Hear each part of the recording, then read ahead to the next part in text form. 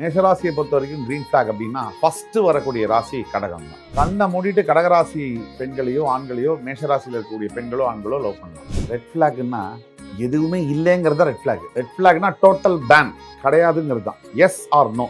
Majority நம்ம சொல்லக்கூடிய ராசிகள்ல மேஷராசி டச் வச்சுக்க கூடாது, லவ்வுக்கோ மேரேஜுக்கோ.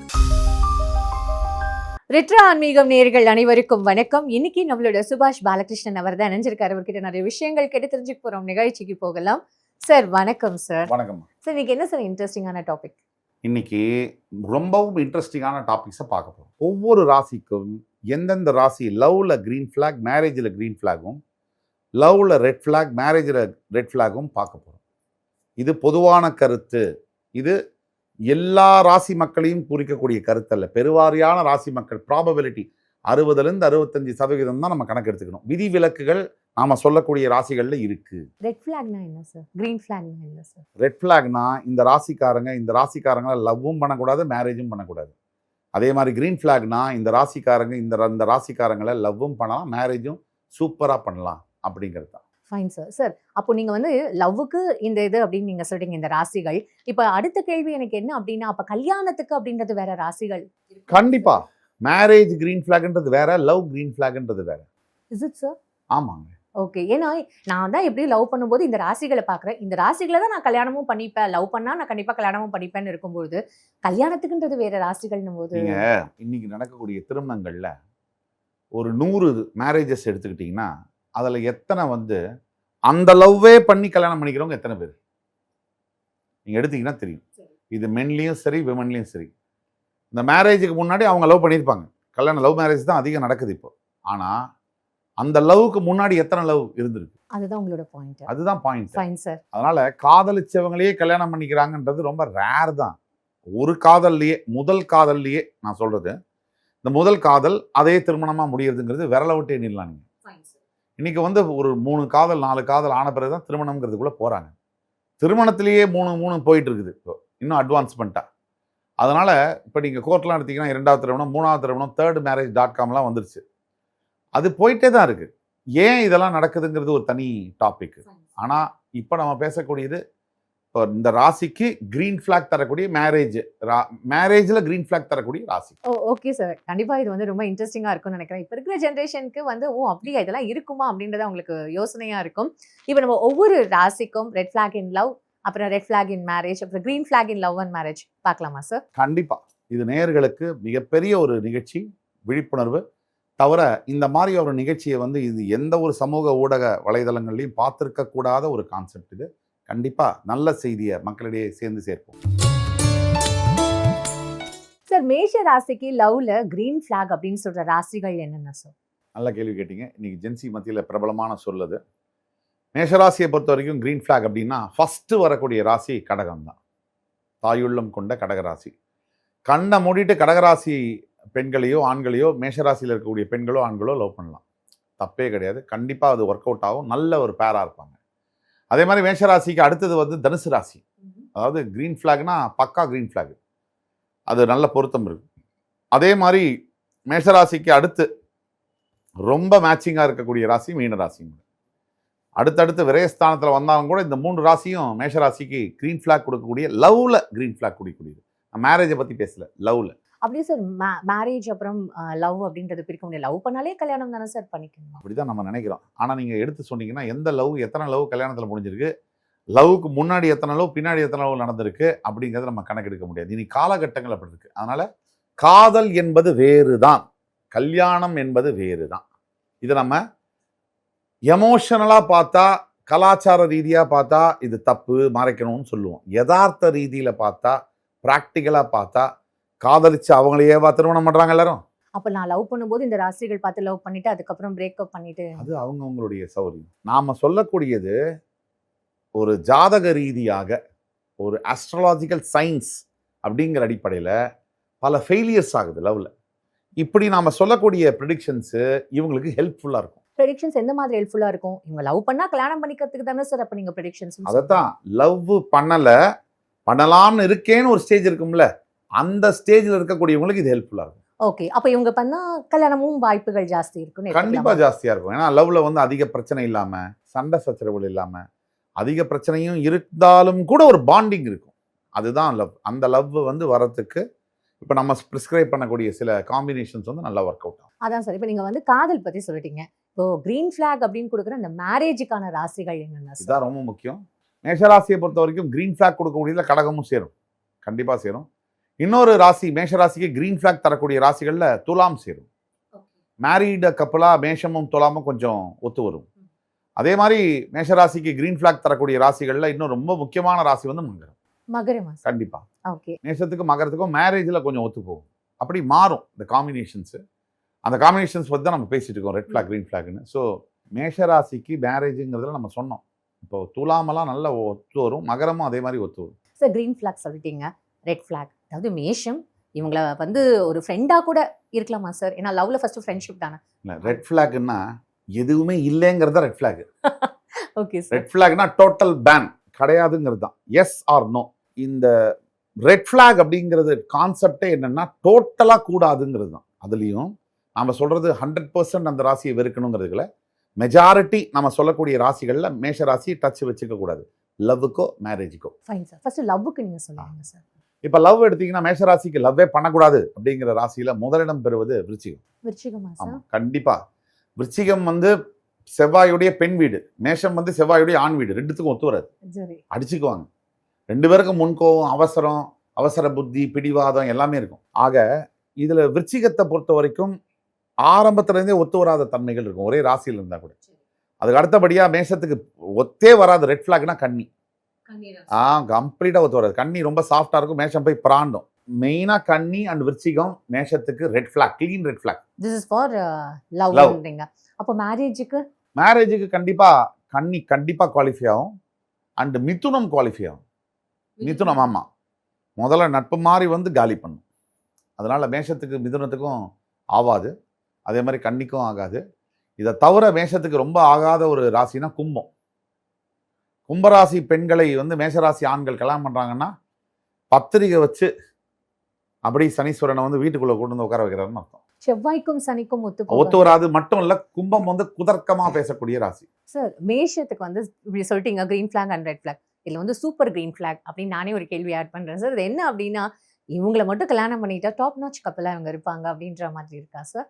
கண்டிப்பாக. மேஷம் சிம்மம் ஒத்து வராதுன்னு சொல்லுவாங்க, பட் மேஷம் சிம்மம் ஓரளவுக்கு ஒரு பர்டிகுலர் பவுண்டரியை தாண்டிட்டாங்கன்னா சூப்பர் கிரீன் ஃபிளாகாக இருப்பாங்க. ரெண்டு பேருக்கும் ஒரே தாட் ப்ராசஸ், கிட்டத்தட்ட டைனமிக்ஸ் எல்லாம் ஒரே மாதிரி இருக்கும், விடா முயற்சி இருக்கும், இதெல்லாம் இருக்குது. அதனால் சூப்பர் கிரீன் ஃபிளாக்னு சொல்லுவாங்க. ஜென்சி ஜென் ஆல்ஃபா அவங்களுக்கு வந்து எந்த ராசிகள் இவங்க வந்து லவ் பண்ணால் கரெக்டாக இருக்கும் முக்கியமாக? அப்புறம் கல்யாணம், அதாவது லவ் கல்யாணம் அப்படின்றத நீங்கள் சொல்வீங்களா சார்? ஆமாம்மா, அருமையான கேள்வி கேட்டீங்க. லவ்வும் காதலும் கல்யாணம் என்பதும் டோட்டலி வேற சப்ஜெக்ட் ரெண்டும். இதை மக்களுக்கு ஆமாம்மா, லவ் வேற கல்யாணம் வேற, புரியுதுங்களா? தப்பாயிடாதா சார் என்ன பேசுனா?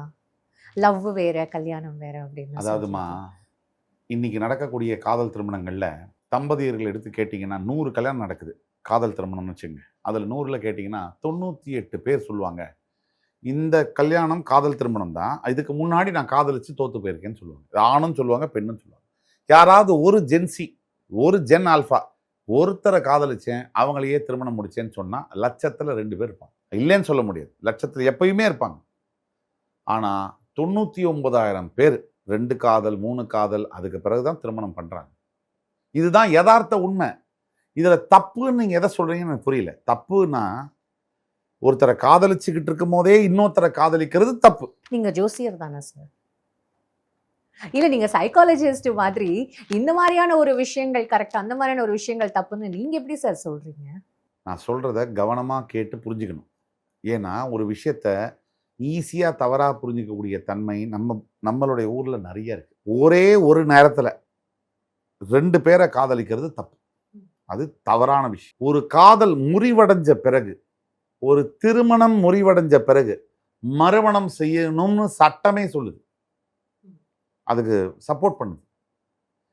எங்க சட்ட ரீதியா காதல் பண்ணும்போது ஒரு காதல் முறிவடைஞ்ச பிறகு இன்னொரு காதல் பண்ணக்கூடாதுன்னு எந்த தார்மீக சட்டத்தில் இருக்கு, எந்த இந்திய அரசியல் சட்ட அமைப்பில் இருக்கு? இல்லதான், ஆனா எல்லாத்தையும் தாண்டி இங்க நமக்கு மனசாட்சின்ற ஒரு விஷயம் இருக்குல்ல சார்? நீங்க என்ன சொல்ல வரீங்கன்னா உங்க ரூட்லயே வரும். ஒரு காதல் ஒருத்தங்க பண்றாங்க, அந்த காதல் தோல்வி அடைஞ்சிட்டா வாழ்க்கை முழுக்க யாரையுமே கல்யாணம் பண்ணாம அவங்க தனியாவே இருந்து மரணிக்கணும்ன்றீங்க. இல்ல சார், நான் அப்படி மீன் அப்ப பண்ணல. எதை தான் சொல்ல வரீங்க? இல்ல, லவ் வேற. இந்த ராசி வந்து லவ்வுக்கு பொருந்தும். ஆனா இந்த ராசி வந்து லவ்வுக்கு பொருந்தாது. கல்யாணத்துக்கு மட்டும் தான் பொருந்தும் அப்படின்றது. இது எப்படி சார் அது? அது நம்ம Practical ஆ ஒட்டுமொத்த சொல்றேன். ராசின்னு சொல்ல மாட்டோம். நம்ம சொல்றது இந்த ராசியில் இருக்கக்கூடிய 70% பேரை சொல்லும். ஒரு 30% விதிவிலக்குகள் இருக்கும். இப்ப மிதுன ராசியை காதலிக்காதீங்க நான் சொல்றேன்னா, எல்லா மிதுன ராசியும் தப்பானவங்க நான் சொல்லவே மாட்டேன். ஒரு பெருவாரியான ஒரு கணிசமான அளவு 65% அங்க தவறு இருக்கலாம். ஒரு எடுத்துக்காட்டுக்கு சொல்றேன். அதனால மிதுன ராசி தப்புன்னு சொல்ல. ஒரு எடுத்துக்காட்டுக்கு சொல்றேன். நம்ம சொல்ல வர இந்த ப்ரோக்ராம்ல ரெட் ஃபிளாக் கொடுக்கக்கூடிய ராசிகள்லாம் கண்டிப்பா நீங்க காதலிக்கவே கூடாது, கல்யாணமே பண்ணக்கூடாது. ஒட்டுமொத்த ராசிக்கும் அல்ல. அந்த ராசியில இருக்கக்கூடிய கணிசமான தொகையில இருக்கவங்க தான். Fine sir. சோ அப்போ இந்த ராசிக்கு இந்த ராசி பொருந்தாது அப்படின்ற மாதிரியான ஒரு ஃபேக்டர்ஸ்லாம் இருக்கா சார்? எல்லாத்துலயுமே வந்து விதிவிலக்குகள் இருக்கு. ம். நம்ம வந்து விதியை பத்தி பேசலாம். விதிவிலக்குகளை பத்தி நம்ம பேசல. சரி, பொருந்தாதுன்னு சொல்றீங்க. மேரேஜுக்கும் அந்த மாதிரி இந்த ராசியும் இந்த ராசியும் பொருந்தாதுமா அப்படின்றும் இருக்கா? கண்டிப்பா இருக்கு. கண்டிப்பா இருக்கு. அது தெரியாதனால தான் பல விவாகரத்து வழக்குகள் இன்றைய குடும்ப நல நீதிமன்றங்கள்ல காத்துட்டு இருக்கு. சார், இப்போ லவ்ன்றது வந்து ஒரு தானா வர ஒரு விஷயம் தானே. நான் போய் அவங்க கிட்ட நீங்க என்ன ராசின்னு போய் கேட்க முடியாது இல்ல சார்? சுருக்கமா சொல்றேன். நீங்க ராசியெல்லாம் பார்க்கல. லவ் பண்ணி தானே கல்யாணம் பண்ணிக்கிறீங்க. அப்புறம் என்ன இதுக்காக நீங்க வந்து அதை திருமணத்தை நீங்க விவாகரத்து பண்றீங்க? நான் கேட்குறேன். உங்களை வழியே கேட்குறேன். உங்க வழியில வந்து கேட்குறேங்க. நீங்க எதுக்கு நீங்க தெரிஞ்சு தான் லவ் பண்றீங்க? இதுதான் ஆண், இதுதான் பெண் தெரியும். என்னதுக்காக நீங்க குடும்ப நல நீதிமன்றத்தை விவாகரத்து பண்றீங்க? அப்படின்னா நீங்க யாரு? முட்டாளா இல்ல கெட்டவங்களா? இது ரெண்டுத்துல ஏதாவது ஒன்று தான் இருக்க முடியும். பொருந்தல அப்படின்றது ஒரு ஃபீல் ஆகுது அடா, சார். இந்த ரெண்டுத்துல ஒன்று தானே இருக்க முடியும். பொருந்தல நீங்க ஒண்ணு அப்படின்றது- முட்டாளா இருக்கணும். சார், அப்புறம் பொருந்தல இல்லம்மா, அப்படின்றது- நான் கேட்குற கேள்விக்கு பதில் சொல்லுங்க. நீங்க காதலிச்சு ஒருவரை தேர்ந்தெடுத்து கல்யாணம் பண்றீங்க. திருமணத்திற்கு பிறகு 4 வருஷம் 5 வருஷம் கழிச்சு 2 வருஷம் கழிச்சு 1 வருஷம் கழிச்சோ 6 வருஷம் கழிச்சோ 15 வருஷம் கழிச்சோ அவரை விவாகரத்து பண்றீங்க. நான் கேட்கக்கூடிய கேள்வி, நீங்க முட்டாளா இல்ல கெட்டவங்களா? இது ரெண்டு தவிர 3வது ஆப்ஷன் இருக்க முடியாது.